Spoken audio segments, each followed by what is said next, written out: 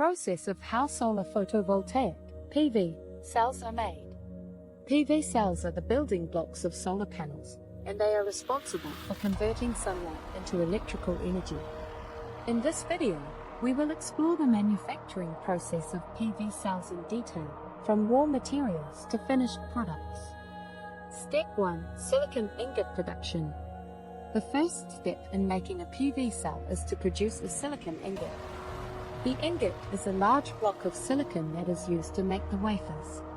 The ingot is created by melting silicon in a crucible and then allowing it to solidify into a block.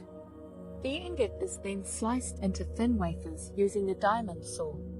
The wafers are typically around 200 micrometers thick and have a diameter of 156 millimeters. Step 2. Cleaning and texturization.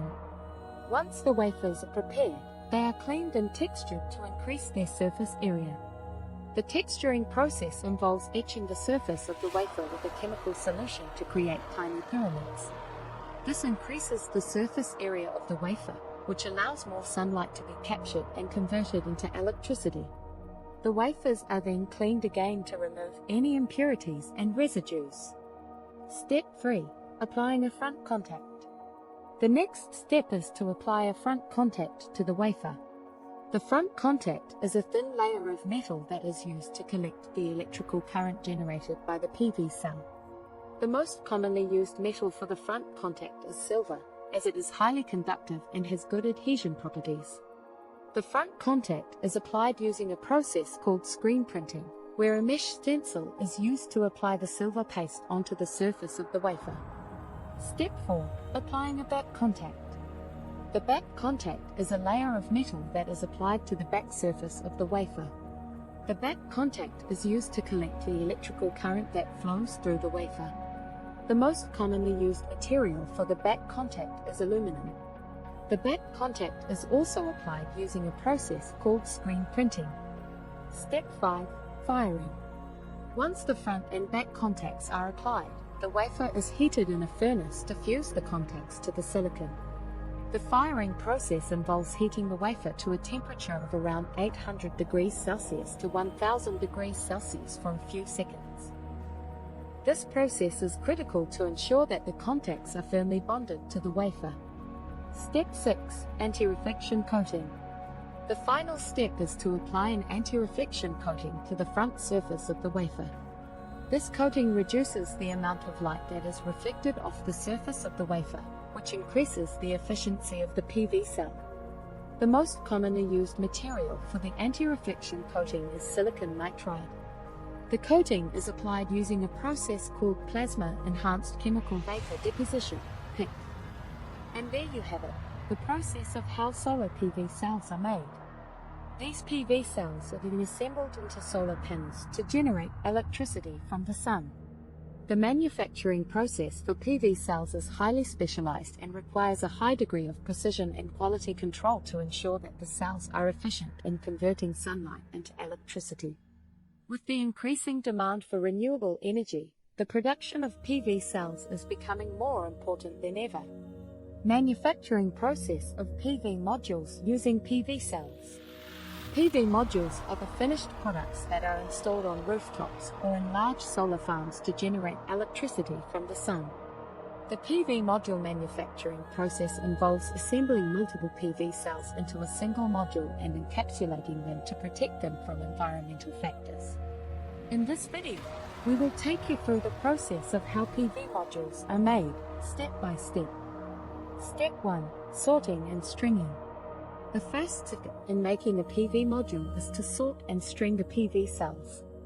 The cells are sorted based on their electrical characteristics, such as voltage and current, to ensure that they are compatible with each other. Once the cells are sorted, they are strung together using thin copper wires to form a string of cells. Multiple strings are then connected in parallel to increase the current output. Step 2. Soldering and tabbing. The next step is to solder and tab the cells. The cells are soldered to the copper wires using a special soldering paste and a soldering iron. The tabs are thin strips of conductive material that are attached to the cells to provide a larger surface area for the electrical connections. The tabs are usually made of copper or silver and are attached using a conductive adhesive. Step 3. Lamination. Once the cells are connected and tabbed, they are encapsulated in a protective layer called EVA, ethylene vinyl acetate. The EVA layer is sandwiched between two layers of tempered glass, which are then laminated together using a special laminating machine. The lamination process involves heating the glass and EVA layers to a high temperature and applying pressure to ensure a strong bond. Step 4. Framing and sealing. After the lamination process, the PV module is framed and sealed. The framing provides structural support to the module and protects it from physical damage. The frame is usually made of aluminum and is attached to the module using a special adhesive. The sealing process involves applying a special silicone sealant around the edges of the module to prevent water and dust from entering. Step 5. Junction box and wiring. The final step is to install the junction box and wiring. The junction box is the electrical interface between the PV module and the external electrical system. It contains diodes, fuses, and other components that protect the module from overvoltage and overcurrent. The wiring connects the junction box to the external electrical system.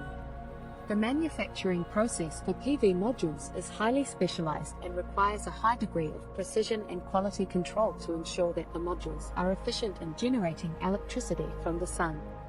With the increasing demand for renewable energy, the production of PV modules is becoming more important than ever. By understanding the manufacturing process of PV modules, we can appreciate the complexity of the technology and the effort that goes into making clean energy available to everyone.